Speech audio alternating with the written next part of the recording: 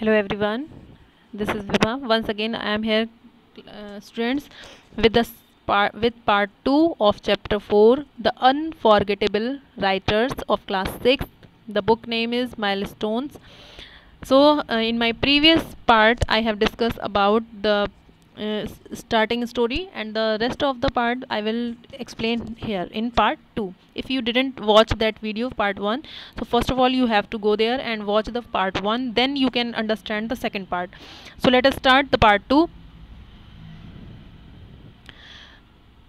Under the able guidance of Gurudev, the teacher took classes under the tree under the open sea. यहाँ पर हम class जो हमने भी फर्स्ट चैप्टर पढ़ा पार्ट इसका पढ़ा है, उसमें रविंद्रनाथ टैगोर जी की बात चल रही है, जो कि बहुत इंटेलिजेंट रहे हैं, बहुत ज़्यादा जिन्होंने फॉर्मल एजुकेशन को बिल्कुल वो लाइक नहीं करते थे कि बुकिश लैंग्वेज सिर्फ बुक्स में हो, स्कूल जाएँ, स्कूल से आएँ, असाइनमेंट्स मिल जाएँ। वो अपना एक नया स्कूल खोलना चाहते थे शांति निकेतन में, बोलपुर, वेस्ट बंगाल में, जिसके लिए उन्होंने कहा कि टीचर जो हैं वो मेरे अकॉर्डिंग उनको गुरुदेव के नाम से भी जानते थे, क्योंकि तो वो उन्होंने कहा कि under the able guidance of Gurudev the teacher took classes. जो टीचर्स हैं वो कहाँ क्लासेस लिया करेंगे? अंडर द ट्री, क्योंकि इनको नेचर बहुत पसंद था। अंडर द ओपन स्काई, इन्होंने कहा कि टीचर जो है वो खुले आसमान के नीचे और आसमान के नीचे, पेड़ों के नीचे बैठाकर बच्चों को क्लासेस लिया करेंगे। द ग्रीन ग्रास अराउंड, और उनके चारों तरफ हरियाली होगी। Later the school became a college and then a famous university under the name of विश्व भारती। ठीक है, यही इनका स्कूल धीरे धीरे बहुत ज़्यादा फेमस हुआ, धीरे धीरे वो स्कूल से कॉलेज बना, कॉलेज से वो यूनिवर्सिटी बना, और आज वो किस नाम से फेमस है? विश्व भारती यूनिवर्सिटी के नाम से। ठीक है, इसके बाद today student from different parts of the world came to student here. यहाँ पर बहुत दूर दूर से देश दुनिया के कोने कोने से लोग बच्चे यहाँ पर पढ़ने आते हैं।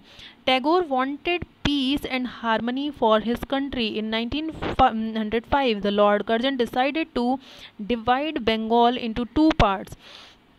टैगोर जो है वो अपने देश में एक पीस, शांति, हारमोनी मीन्स मेल जोल लोगों में ये चाहते थे। इन 1905 में लॉर्ड कर्जन जो ब्रिटिश रूलर था वो यहाँ पर आया और उसने बंगाल को तोड़ने की कोशिश की, 2 हिस्सों में बांटना चाहता था वो, लेकिन रविंद्रनाथ टैगोर को ये पसंद नहीं आया, क्योंकि वो अपनी मदरलैंड से भी बहुत प्यार करते थे। Rabindranath Tagore strongly protest against this decision, उन्होंने बहुत ही ज़्यादा इसका विरोध किया, लॉर्ड कर्जन का। He wrote a number of revolutionary songs and attended protest meetings, उन्होंने क्या किया, बहुत सारे रिवोल्यूशनरी क्रांतिकारी गीत लिखे और उन्होंने बहुत सारे जो प्रोटेस्ट इनके अगेंस्ट में जो मीटिंग्स हुई उन्होंने ज्वाइन किया। ठीक है, तो उन्होंने कहा he began to write stories, उन्होंने स्टोरीज लिखना शुरू की, पोएम्स लिखना शुरू की, and songs about the different aspect of the Indian culture and society. उन्होंने बहुत ही भारतीय कल्चर यानी कि यहाँ की संस्कृति और समाज के बारे में बहुत ही अलग अलग तरीके के सॉन्ग्स और बहुत सारी स्टोरीज लिखना शुरू कर दिया। थ्रू हिज रिवोल्यूशनरी राइटिंग, अपनी इस क्रांतिकारी लेख के द्वारा he tried to revive the mental and moral spirit of the people. उन्होंने क्या चीज़, लोगों की जो मानसिक और उनकी जो मॉरल स्पिरिट, नैतिकता थी, उसको रिवाइव करने की, अपने अंदर वो चीज़ें आप दोबारा से जगाएं जो लोगों में खो चुकी थी। ठीक है, उसको जगाने के लिए उन्होंने बहुत सारे revolutionary articles, writings, stories, songs, सब कुछ लिखना शुरू किया। He was full of anguish, anguish means होता है सफरिंग्स, क्योंकि वो बहुत ज़्यादा परेशान हो रहे थे इन चीज़ों को देख कर कि pain and sorrow at the Jallianwala Bagh tragedy. आपने हिस्ट्री में, जब जिन लोगों ने हिस्ट्री पढ़ी होगी उन्होंने जलियांवाला हत्याकांड पढ़ा होगा, जहाँ पे बहुत ही बड़ा नरसंहार हुआ था अंग्रेज़ों के द्वारा, जिसमें बहुत सारे लोग, निर्दोष लोग मारे गए थे। तो उससे ये बहुत ज़्यादा परेशान थे। Where the 100 of innocent civilians were killed and the thousands were wounded on 13 April 1919 in Amritsar. उसमें क्या हुआ था? जलियांवाले बाग वाले हत्याकांड में अमृतसर में ये हुआ था, और 1919 में अमृतसर में 13 अप्रैल 1919 में वहाँ पर बहुत सारे लोग जो हैं, निर्दोष लोग मारे गए थे, हज़ारों की संख्या में लोग वुंडेड मीन्स घायल हुए थे। ठीक है, Tagore was very talented, Tagore जो है वो बहुत ज़्यादा टैलेंटेड थे। He was a painter, poet, play right and novelist and philosopher and educationist. ये जो है वो पेंटिंग भी जानते थे, कविताएं भी लिखते थे, प्लेस भी लिखा करते थे, नॉवेल्स, फिलोसफी का भी इन्हें बहुत ज्ञान था, और एजुकेशनिस्ट, सीधी सी बात है, क्योंकि उन्हें पढ़ने का शौक था, उन्होंने स्कूल खोला था। तो ये एजुकेशनिस्ट भी थे, शिक्षा भी दिया करते थे। His genius like the rising sun began to create wonders, उनका जो जीनियस यानी उनकी जो प्रतिभा थी वो एक उगते हुए सूरज की तरह चारों तरफ एक आश्चर्य, एक नई सी दुनिया बिखेर रहा था। ठीक है। ही traveled extensively to Europe, America and Asia and delivers lecture in universities and public meetings on education। इन्होंने बहुत ही दूर दूर यूरोप, अमेरिका, एशिया में हर जगह लेक्चर्स लिए, यहाँ पर ये जाया करते थे और मीटिंग्स, जो एजुकेशनल मीटिंग्स हुआ करती थी वहाँ अपने अपने लेक्चर्स दिया करते थे। ठीक है। इसके बाद इन्होंने Tagore was awarded the Nobel prize in literature in 1913 for his book of poems called Gitanjali. इन्हें इनकी फेमस बुक थी जो इन्होंने लिखी थी, गीतांजलि, उसके लिए इनको 1913 यानी कि 1913 में नोबेल प्राइज़ भी मिला, जिससे इनको सम्मानित किया गया। He was नाइटेड by the British king George fifth in 1919। British king जो थे, जो अंग्रेज़ों के जो किंग जॉर्ज थे फिफ्थ, उन्होंने भी इनको नाइटहुड जो है क्लास एक डिग्री हुआ करती थी। ठीक है, जो पोस्ट होती थी या डिग्री कह सकते हो आप, जो इनको जो ब्रिटिश किंग था उनके द्वारा भी दी गई थी। Following the Jallianwala Bagh massacre means होता है किलिंग ऑफ या murder of the people. Tagore renounced his knighthood. जब उन्होंने देखा कि ये अंग्रेज़ तो जो हैं बहुत ज़्यादा हत्याकांड इन लोगों ने कर दिया, तो ये इतने ज़्यादा आहत हुए, इतने ज़्यादा दुखी हो गए कि इन्होंने नाइटहुड का इनको जो नाइटहुड दी गई थी, जो इन्हें पदवी मिली थी, वो इन्होंने रिनाउंस्ड मीन्स छोड़ दी, लेफ्ट कर दी। Rabindranath Tagore promoted spiritual values and tolerance, क्योंकि रविंद्रनाथ जो टैगोर जो थे वो प्रॉम्प्ट करते थे, हमेशा इंस्पायर्ड रहते थे स्पिरिचुअल, जो अध्यात्म की तरफ, और जो टॉलरेंस यानी कि आध्यात्मिकता को वो मानने वाले थे। इसलिए उनसे ये गलत चीज़ जो है वो बर्दाश्त नहीं हुई कि भाई अंग्रेज़ों ने ही उन्हें वो पदवी दी थी और अंग्रेज़ों ने ही उनके मातृभूमि पर ये नरसंहार करवाया, लोगों को मरवाया, तो ये इनसे बर्दाश्त नहीं हुआ। ठीक है। Besides poetry, he wrote plays, dance drama, stories and novels। इन्होंने कविताओं के अलावा कुछ प्लेस भी लिखे, डांस ड्रामाज भी लिखे, स्टोरी और नॉवेल्स भी लिखे। Tagore also created numerous drawing and painting. Tagore ने बहुत सारी असंख्य अपनी ड्राइंग और पेंटिंग्स भी बनाई। He wrote the music and lyrics for the poems. उन्होंने कुछ लिरिक्स भी लिखी, पोएम्स भी लिखी, उन्होंने संगीत भी लिखा। He is a collection of songs is called Ravindra संगीत। उन्होंने जो म्यूज़िक जो लिखा, जो लिरिक्स उन्होंने लिखी सॉन्ग्स के लिए, उसको इनके ही नाम से एक सॉन्ग का कलेक्शन बन गया, जिसको रविंद्र संगीत के नाम से भी जाना जाता था। ठीक है।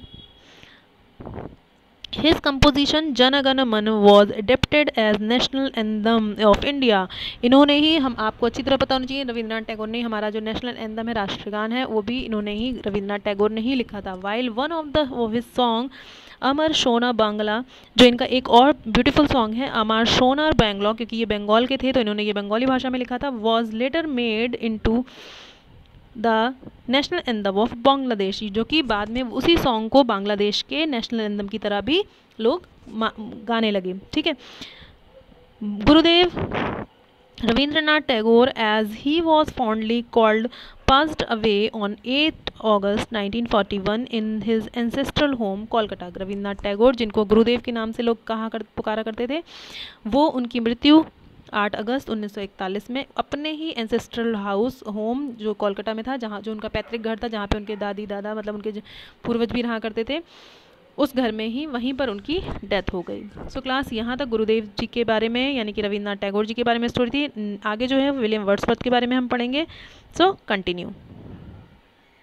Writer of, he is an English writer. ठीक है, विलियम वर्ड्सवर्थ, इनके बारे में अब हम पढ़ेंगे। William Wordsworth was born on 7 April 1717 in small quiet market town in northwest England, one of the edge of Lake District। ये विलियम वर्ड्सवर्थ थे, जिनका जन्म 7 अप्रैल 1770 में एक छोटे से मार्केट टाउन में हुआ था, जो कि नॉर्थ वेस्ट इंग्लैंड में है, जो कि किस के किनारे है, लेक डिस्ट्रिक्ट, जिसको लेक डिस्ट्रिक्ट, झीलों के किनारे एक डिस्ट्रिक्ट था, वहाँ पर ये पैदा हुए थे। From the very beginning he was associated with that region. ये बहुत शुरू से ही उसी क्षेत्र से जुड़े हुए थे, लेक डिस्ट्रिक्ट से। ठीक है, ये इनके फेमस मतलब प्लेस है जिससे ये बहुत ही अच्छी तरह यहाँ से कनेक्टेड थे. He has a vivid imagination and found the various idea which came into his mind more excited than any other thing. इन ये जो थे वो इनकी जो इमेजिनेशन थी, कल्पना थी, बहुत ही क्लियर थी. विविड मीन्स होता है क्लियर, इमेजिनेशन मीन्स होता है कल्पना. इनकी इमेजिनेशन जो है वो बहुत क्लियर थी और कभी ये किसी भी दूसरी चीज़ों के अलावा इनके माइंड में सबसे ज़्यादा जो है वो डिफरेंट डिफरेंट आइडियाज़ आते थे जो इन्हें बहुत ज़्यादा एक्साइटेड करते थे. ही believe in simplicity of living and through out his life he practice it. उन्हें हमेशा सिंपल चीज़ें पसंद आती थी. कभी भी उन्होंने बहुत ज़्यादा शो ऑफ उन्हें पसंद नहीं था. उन्हें हमेशा सिंपल चीज़ें जैसी कॉमन पीपल की लाइफ होती है वो इन्हें हमेशा से पसंद थी और इन्होंने उसी को फॉलो भी किया life time. He was born in a modest and lawyer. He was वो मतलब शुरू से ही was born to a modest and land lawyer. तो वो शुरू से ही जो है एक लॉयर वाली स्पिरिट उनके अंदर थी. इनके फादर वो की अंदर से ही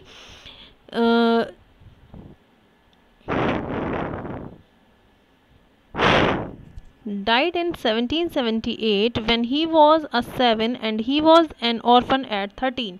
इनकी मदर जो थी जब ये 7 साल के ही थे तभी इनकी मदर एक्सपायर हो गई थी और जब ये 13 ईयर्स के हुए उस तब तक इनके फादर भी एक्सपायर हो गए. Means at the age of 13 become an orphan. ये 13 ईयर की एज में ही एक ऑर्फन हो चुके थे. मतलब इनके ना ही इनके पास मदर थी और ना ही फादर.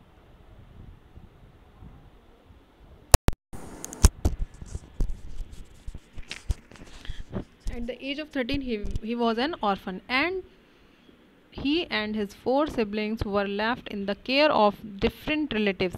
ये और इनके जो 4 ये लोग जो भाई बहन थे, सिबलिंग्स मीन्स भाई बहन इनके जो थे ब्रदर एंड सिस्टर्स, वो इन्हें इनके रिलेटिव्स के यहाँ टेक केयर के लिए रख दिया गया. As a young man Wordsworth developed a love for nature. जैसे जैसे ये यंग होने लगे इनका जो नेचर के प्रति इनका जो लगाव था वो बढ़ने लगा. The beauty and peacefulness of the lake district. ये जो लेक डिस्ट्रिक्ट जहाँ ये रहते थे वहाँ की ब्यूटी, खूबसूरती और जो पीसफुल नेचर था वहाँ का, वहाँ शांत जो वातावरण था वो इन्हें अट्रैक्ट करता था. Touch the core of his heart. इनके दिल को बहुत भाता था. And life a theme reflects in many of his poem. और यही थीम, ये जो नेचर है, यहाँ के जो शांत वातावरण है और यहाँ का जो ब्यूटी है वो इनकी कई सारी पोएम्स में देखने को मिलती है. उसका रिफ्लेक्शन यानी कि उसकी जो झलक है वो हमें इनके वर्क्स में देखने को मिलती है. ठीक है.